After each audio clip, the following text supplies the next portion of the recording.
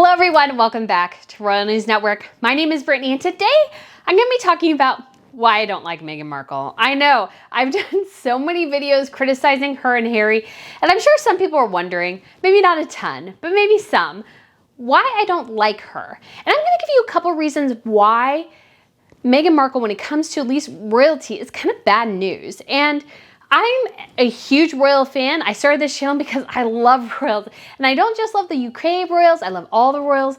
And so to me, I just really enjoy history. I enjoy fashion, jewelry, and I love royals.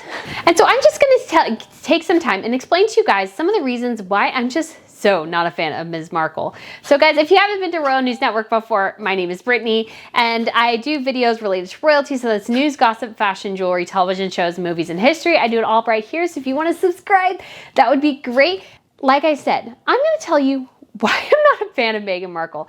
And, you know, if you're a fan, hey, more power to you. I truly believe in free speech and that people are allowed to like and dislike people. If you're one of those people who thinks that, you know, everybody must like a certain person because they check certain boxes, I'm not that person. You are free to like who you like and dislike who you like, as long as you respect my ability to do the same. That's all I ask. So, but on this video, like I said, I'm going to kind of explain to you guys why I'm not a fan of Meghan. What kind of tipped me off in the very beginning that, and I think it was true, my first instinct about her was spot on. And I can't tell you why exactly, but I'm just going to give you guys a little detail. So guys, first off, I am a huge royal fan. I've been watching royals very, very closely since William and Catherine's wedding in 2011. I also got the Hello edition of Crown Princess Victoria's wedding, and I wasn't watching royals super closely then, and I can't remember why exactly I picked that up or how I kind of became aware of that, but anyways. And so I just really, really enjoy royals. Actually, like Princess Diana dying is like one of my probably clearest childhood memories, believe it or not, which is strange. I remember a lot of news events. I was a weird kid.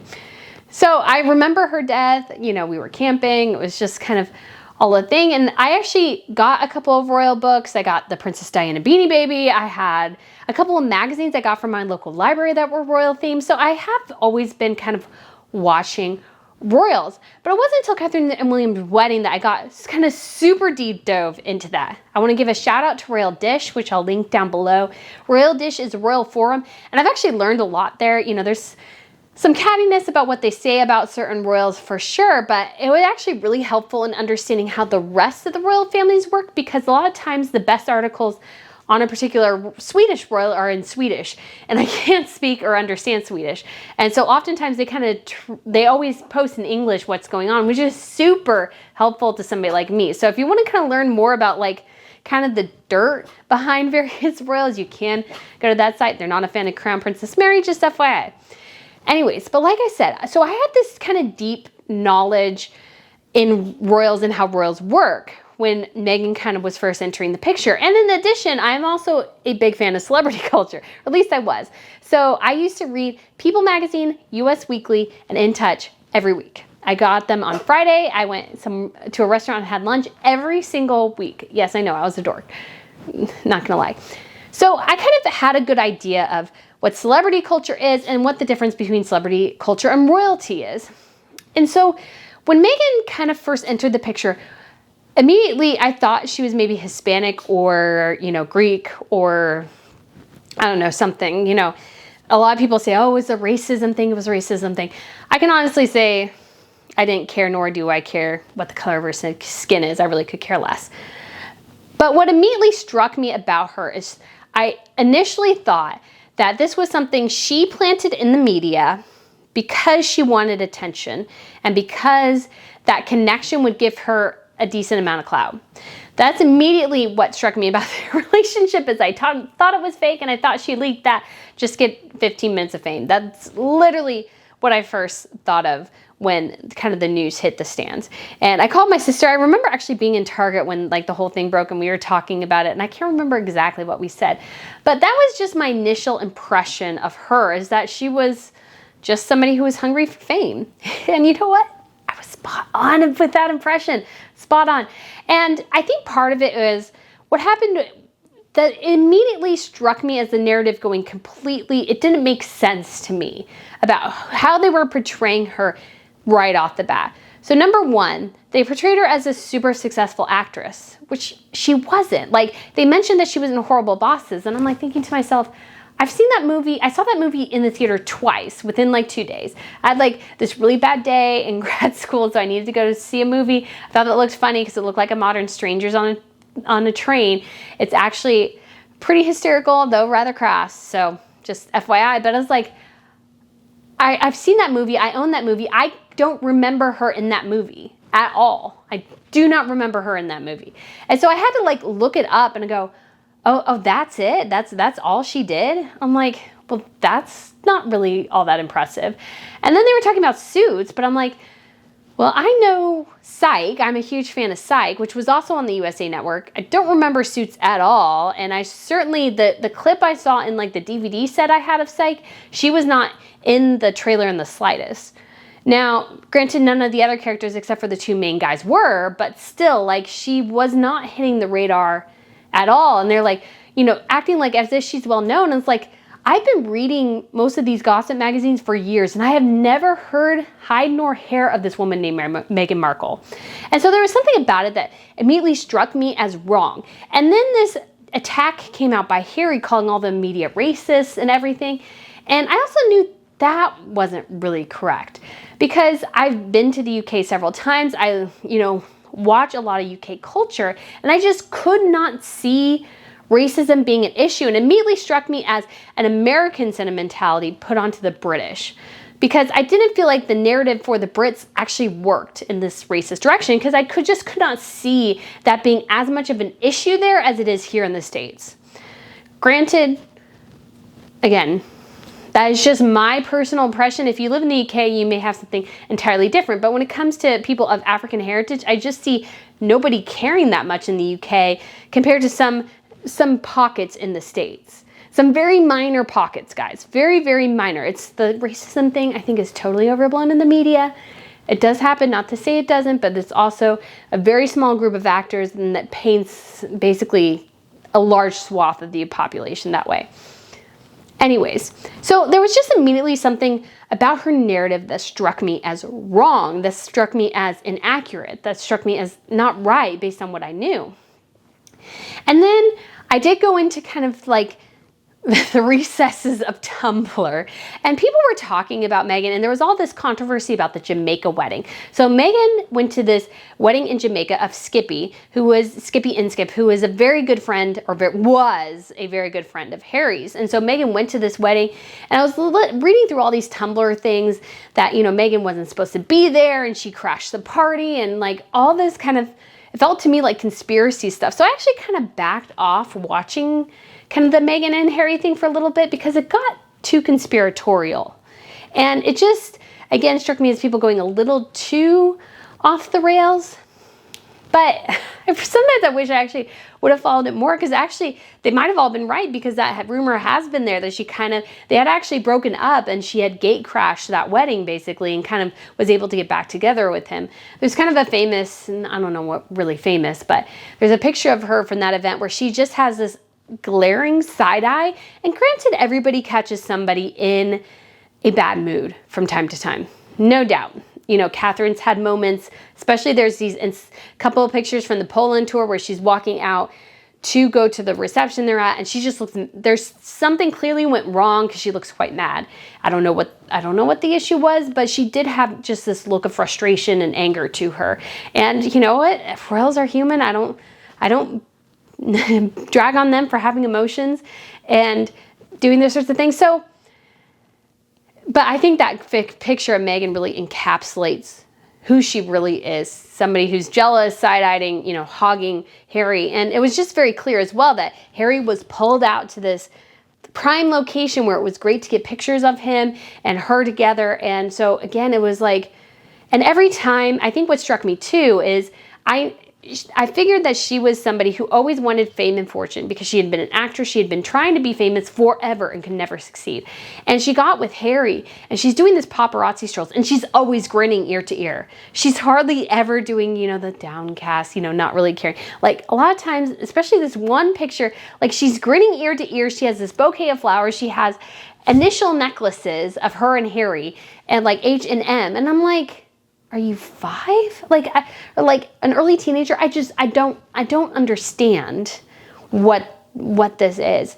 And then you get to the whole engagement thing. And I thought, you know, just to mention it, didn't think it was entirely appropriate for Harry to bring her to the Invictus Games. And I was very, you know, and she looked so casual. And I get it, it is a casual event, but it was kind of a sloppy appearance, which just became her kind of the rest of her time as a royal and non-royal too. So then you get to the engagement interview and then she's like, she didn't know anything about Harry. She just wanted to know if he was nice.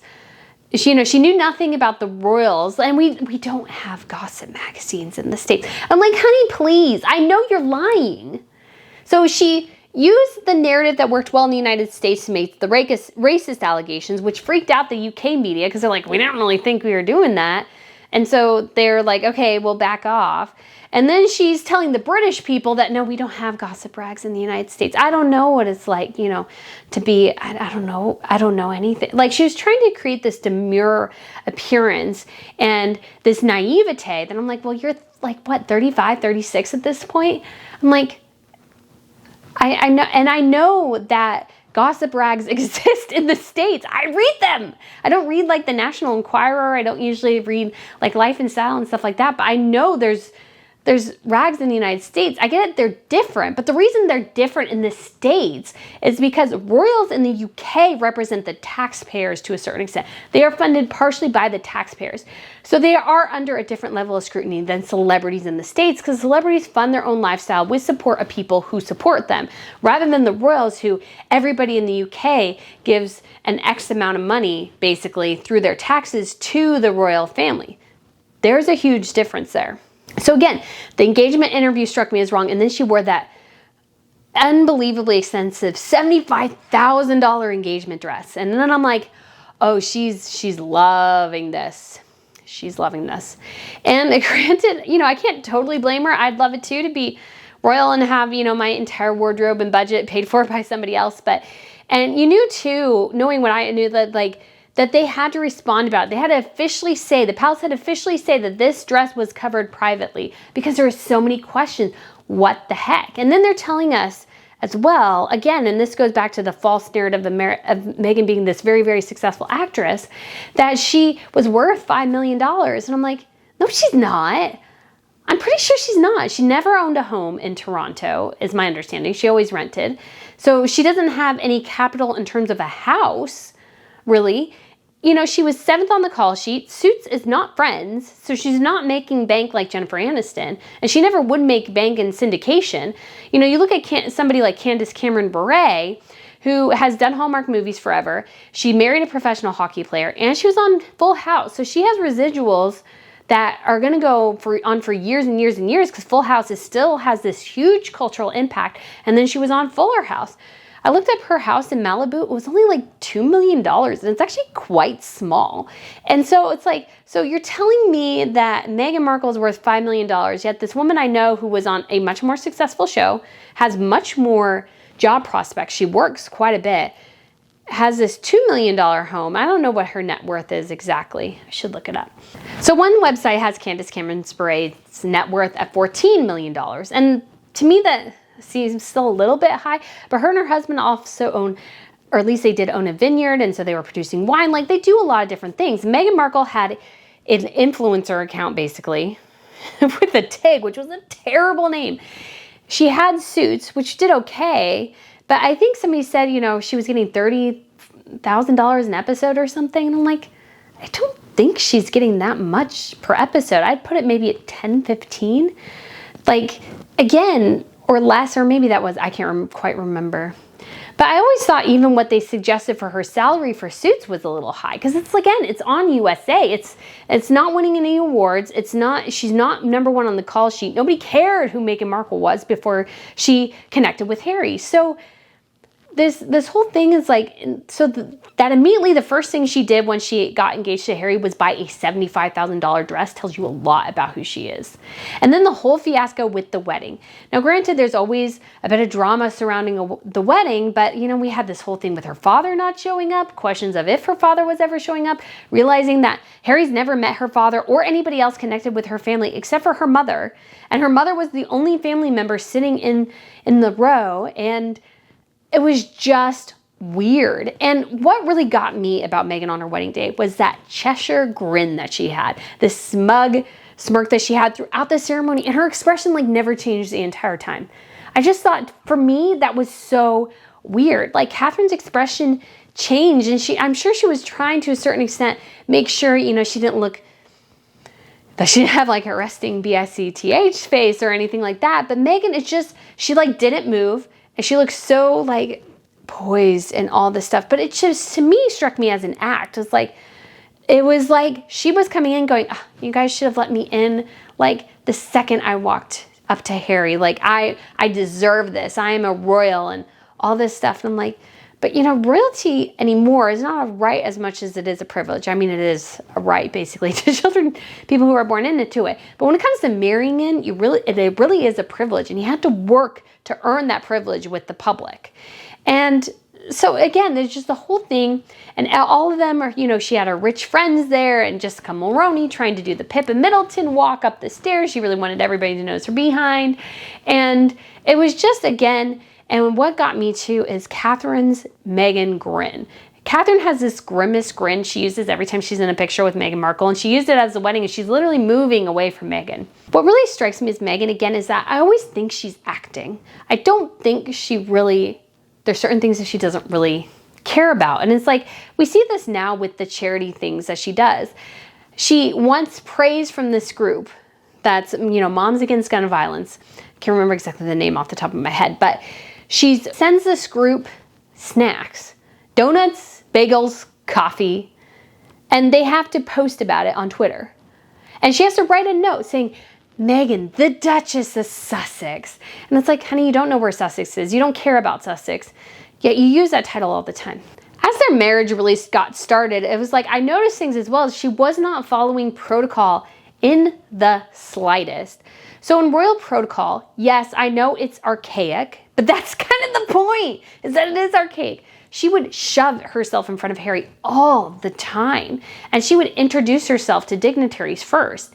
And I get it, maybe Harry let her, and Harry's not maybe the strongest personality, but that it told me she didn't have any respect for him. She doesn't have any respect for the monarchy, his family, anything like that, when she constantly shoves herself in front of him.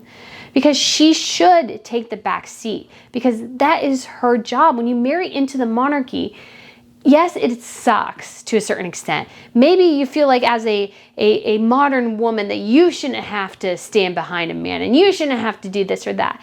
But that's what you signed up for, honey. You signed up to walk 2 steps behind your husband. That's what being part of a monarchy is. It's a hierarchy. It has to be that way.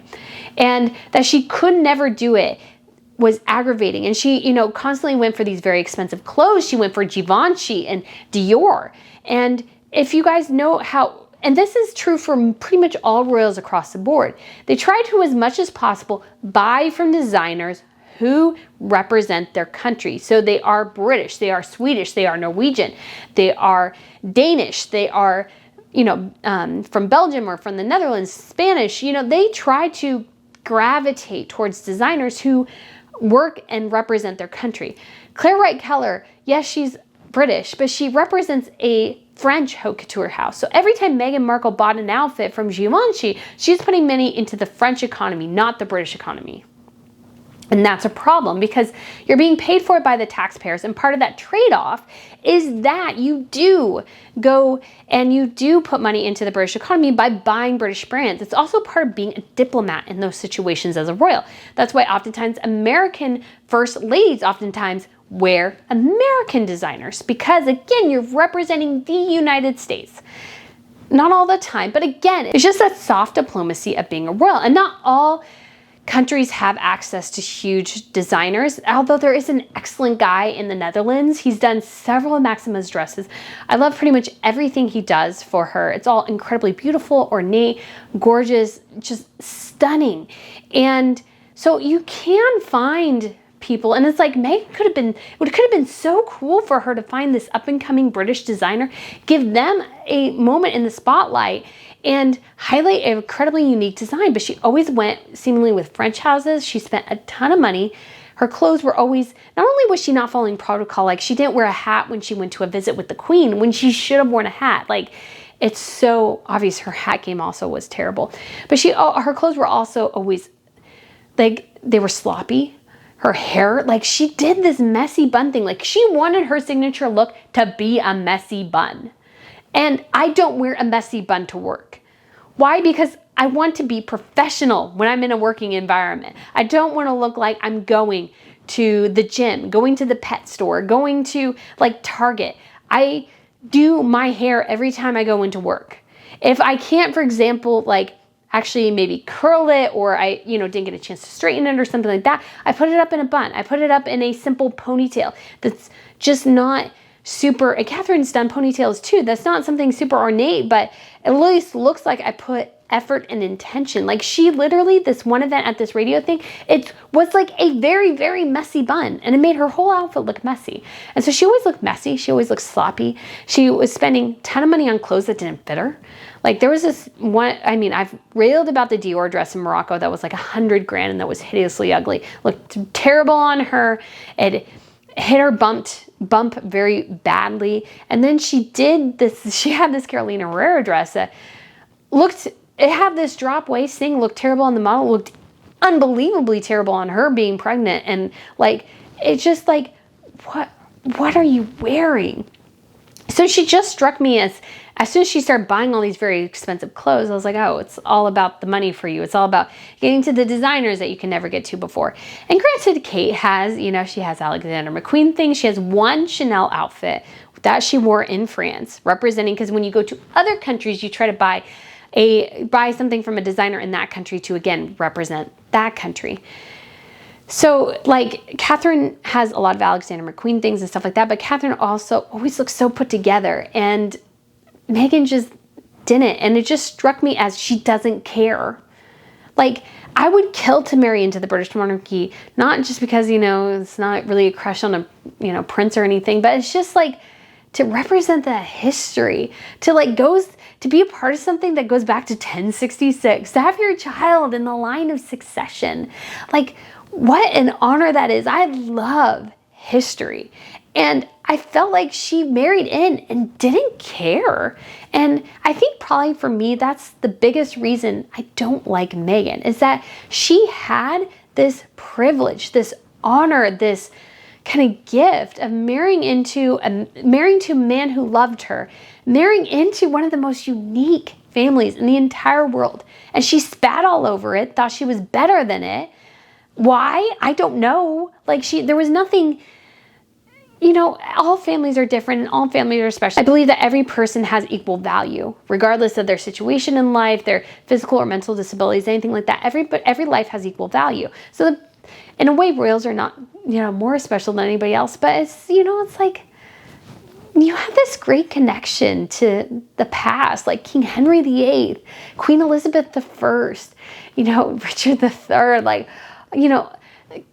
William and Mary, King George, and you get to meet the Queen of England, and it's like, and she just didn't care, and she made Americans look crass and tacky and gold diggers and dumb. Like she, in the Oprah Winfrey interview, it's like, well, nobody taught me the national anthem. I was like, well, I'm 30, I would have been 30 when you married Harry. It's like, it's not that hard to Google a national anthem and learn it. It's not that hard because it's actually, my country does a thee, but it's God Save the Queen or God Save the King. And so it's like, it's already a melody, it's already a melody, and it's most of the lines are God Save the Queen. So it's like, it's not that hard, honey. And so she made us look dumb. She took an experience that was really once in a lifetime. Once, like, how lucky are you? And she spat on it and she kicked it to the curb and go, how dare you not let me shove my way to the forefront. And I think a great kind of example of this, I mean, there's a ton of them, but one of the most interesting interactions, if you've never seen this video before, you know, it's super interesting. Obviously, we don't know exactly what went on behind the scenes of this, really, but it was at an event celebrating, you know, kind of the Prince of Wales and the Prince of Wales' position, which is the heir to the throne. And the Queen, Prince Charles, William, and their wives were going to walk by the Prince of Wales' regalia. And the cameras are waiting, and Harry and Meghan are all of a sudden in the corner. And it's like, well, that's weird. And then Harry and Meghan, you know, Harry kind of was like, oh yeah, Dad, come in. And then Harry and Meghan start walking with the woman who should have been Princess of Wales but was not, the current Prince of Wales and his wife, and the future Prince and Princess of Wales behind them. So it was a Prince of Wales thing. It was meant for the main line of the family. And Harry and Meghan tried to barge in on that. And Charles had to tell him, no, you stay there. This footman runs to catch them and hold them back. And the rest of the royal family very awkwardly and slowly and silently looked at these items, didn't really spend much time with them. I think in part because Harry and Meghan tried to bash the party. Or sorry, not bash the party. Harry and Meghan tried to crash that party. So take a look at this video, and this tells you so much about what, you know, Meghan didn't care. She just wanted her fame. She wanted attention. And I think that's just become so clear. So check out this video.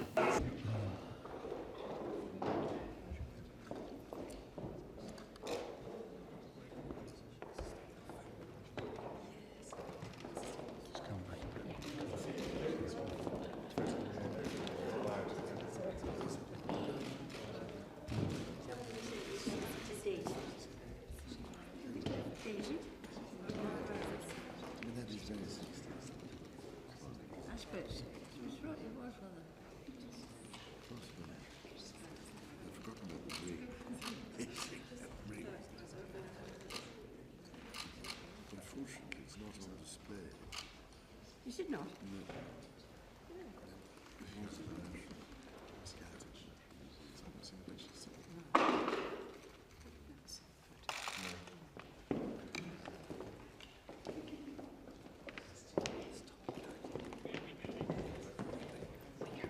All right, guys, thank you so much for watching this far. I hope this made sense. I realize this went a little long, but I really I know so many people just look like, well, why don't you just like Meghan? I mean, there's been a ton of things since then that have also caught my attention, but when you're looking at just Meghan to begin with, and maybe I'll do a part 2 of why I dislike Meghan post Mexit, but before Mexit, there was just a lot of these things where I could just tell she did not care about the monarchy. She did not care about her husband's family. And family to me is very important. I don't know if it's important to you. I hope it is. I know some people have terrible families, but a lot of people don't. And the vast majority, like there's just very special circumstances where your family is so terrible and so toxic that you can't be around them. So anyways, guys, but I don't think the Windsors are like that. But guys, let me know what you think about this video. Give it a thumbs up, share it if you would as well. And if you haven't subscribed yet, please do. I just so love this journey. And don't be wary. I'll keep doing the short videos as well. So guys, thanks for watching, and I look forward to seeing you again soon. Bye.